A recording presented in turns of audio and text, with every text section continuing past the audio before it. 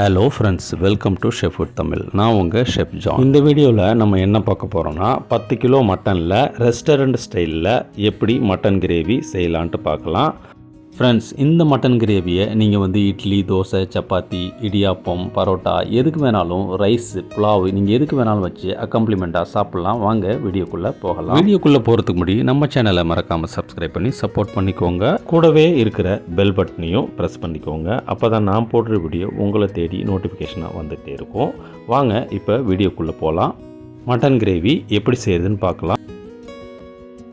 10 kilo mutton gravy செய்கிறதுக்கு நம்ம 1 litre oil use பண்ணிக்கலாம். நான் ரீஃபைண்ட் ஆயில் யூஸ் பண்ணியிருக்கிறேன். நீங்கள் கடலெண்ணெய் வேணாலும் யூஸ் பண்ணிக்கலாம். பட்டை, கிராம்பு, ஏலக்காய் எல்லாம் 5 கிராம் போட்டு தாளிச்சிக்கலாங்க. இது கூடவே சோம்பு, சீரகமும் சேர்த்து தாளிச்சிக்கலாம். 2 கிலோ ஆனியனை நான் ஸ்லைஸ் பண்ணி வச்சுருக்கிறேன். இந்த ஸ்லைஸ் பண்ண ஆனியனை ஆட் பண்ணி நம்ம நல்லா வதக்கிக்கலாம். இது பொன்னிறமாக ஆகணும்னு அவசியம் இல்லை. இந்த கலர் கொஞ்சம் டிரான்ஸ்பரண்ட் ஆனோடனே கொஞ்சம் வெங்காயத்தை ஒரு 1/2 கிலோ போல் நம்ம எடுத்து வச்சுக்கலாம். இது கூடவே ஊற வச்ச முந்திரி பருப்பையும் சேர்த்துக்கலாம். 1/2 கிலோ முந்திரி பருப்பு நான் யூஸ் பண்ணியிருக்கிறேன் 10 கிலோ மட்டனுக்கு. இப்போது நமக்கு நல்லா வதங்கிடுச்சு. இஞ்சி பூண்டோட பேஸ்ட்டு சேர்த்துக்கலாங்க.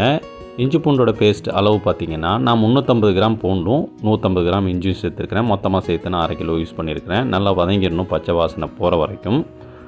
அதுக்கப்புறமா நம்ம மசாலா சேர்த்துக்கலாங்க. மசாலா பார்த்திங்கன்னா சீரக powder 2 teaspoon, garam masala 2 teaspoon, மஞ்சத்தூள் 1 டீஸ்பூன், மிளகாய்த்தூள் 1 டீஸ்பூன், மிளகுத்தூள் 2 டீஸ்பூன், கொத்தமல்லி பவுடர் நான் 6 டீஸ்பூன் யூஸ் பண்ணியிருக்கேங்க.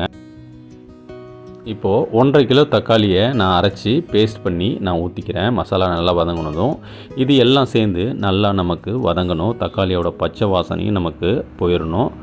இந்த மாதிரி ஃபைன் பேஸ்ட்டாக ஆகிடும். இந்த சமயத்தில் 1/4 லிட்டர் அளவுக்கு நான் தயிர் சேர்த்துக்கிறேங்க. இப்போது நம்ம அரைச்சி வச்சுருக்கிற முந்திரி பருப்பையும் வதக்கின வெங்காயத்தையும் சேர்த்து நல்லா கிரேவியில் போட்டு வதக்கிக்கலாங்க. இது எல்லாமே நல்லா ஃபைன் பேஸ்ட் போல் ஆகிடும் நமக்கு. இந்த அளவுக்கு நமக்கு நல்லா கிரேவி ரெடியானதும் நம்ம இப்போ மட்டனை நாங்கள் வேக வச்சு வச்சுருக்கிறேன். மஞ்சத்தூள், உப்பு, இஞ்சி பூண்டு பேஸ்ட் போட்டு நான் மட்டனை குக்கரில் 3 விசில் வச்சு வேக வச்சுருக்கிறேன். அதோட தண்ணியை தான் நான் ஆட் பண்ணுறேன்.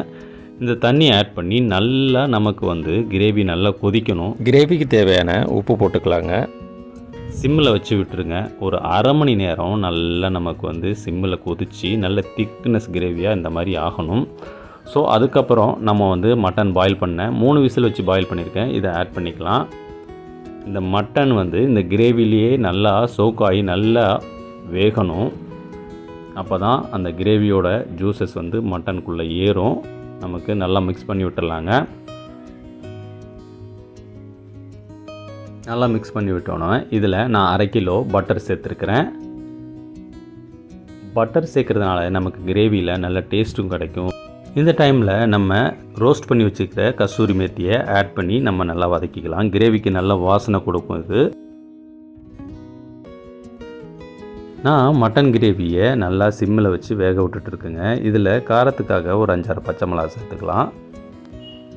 இப்போது ஆல்மோஸ்ட் நமக்கு சிம்மில் வச்சு விட்டேன். 1/2 மணி நேரம் நமக்கு கொதிக்குது. பாருங்கள் நமக்கு எப்படி ரெடி ஆகி வந்திருக்குன்ட்டு.